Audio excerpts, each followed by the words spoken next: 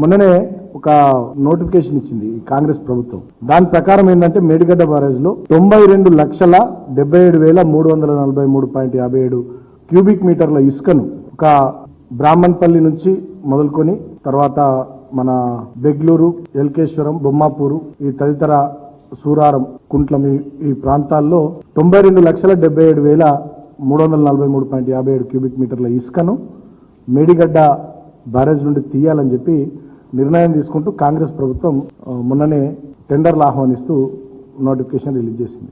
ఇక్కడ స్పష్టంగా అర్థమవుతున్నది ఏంటంటే మేడిగడ్డ బ్యారేజ్ను వీళ్ళు ఎందుకు రిపేర్ చేయలేరంటే నేను ఇందాక చెప్పినట్టుగా ఒక కారణం గత ప్రభుత్వం మీద నిందలేసి గత ప్రభుత్వాన్ని బదనాం చేయడం అనేది ఒకటైతే వీళ్ళ లక్ష్యం. రెండవది ఏంటంటే దీంట్లో ఇన్ని లక్షల క్యూబిక్ మీటర్ల ఇసుకను ఎత్తుకొని పోవాలి, ఈ ఇసుకను తీసి కోట్లాది రూపాయలు కాంగ్రెస్ పార్టీ నాయకుల జేబుల్లోకి నింపాలనేటటువంటి ఆలోచన రెండవ ఆలోచన స్పష్టంగా అర్థమవుతున్నది.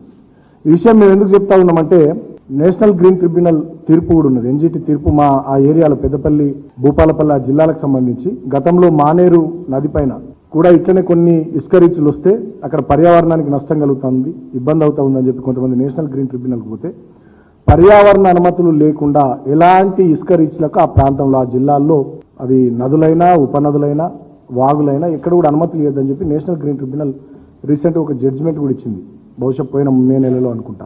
ఆ ఎన్జిటి తీర్పును కూడా పక్కకు పెట్టి ఎలాంటి పర్యావరణ అనుమతులు లేకుండా వీళ్ళ ఇష్టారాజ్యంగా వీళ్ళ చేతుల్లో అధికారం ఉంది కదా అని చెప్పి అడ్డగోలుగా కోట్లాది రూపాయలు దోసుకోవాలనేటటువంటి ఆలోచనతో రేవంత్ రెడ్డి ప్రభుత్వం ఈ దందాకు తెరలేపింది. ఇది చాలా స్పష్టంగా అర్థమవుతా ఉన్నది. ఇవాళ నేను తెలంగాణ రైతాంగాన్ని, తెలంగాణ ప్రజల్ని కూడా ఆలోచించమని కోరుతా ఉన్నా.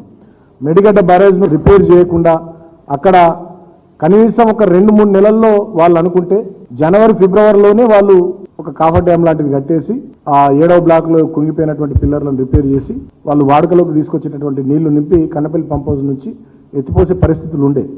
అయినప్పటికీ కూడా వాళ్ళు దాన్ని పక్కన పెట్టి ఉద్దేశపూర్వకంగా మమ్మల్ని బదనాం చేయడం ఒకటి. రెండవది ఈ పందికొక్కులాగా ఇసుకను మెక్కి కోట్లాది రూపాయలు కాంగ్రెస్ నాయకులు ముఖ్యమంత్రి నుంచి మొదలుకొని అక్కడ కింది స్థాయి నాయకుల వరకు ఈ డబ్బులు దొబ్బాలనేటటువంటి ఆలోచనతోని కనీస పర్యావరణ అనుమతులు లేకుండా ఇష్టం వచ్చినట్టుగా ఇవాళ సూరారం నుంచి కుంట్లం వరకు 92 లక్షల పైచల క్యూబిక్ మీటర్ల ఇసుక తవ్వకాలకు వీళ్ళు తెరలేపినారు. సో దీన్ని బట్టి కాంగ్రెస్ పార్టీ యొక్క ద్వంద్వ వైఖరి, వాళ్ళ నీతి అర్థమవుతా ఉంది.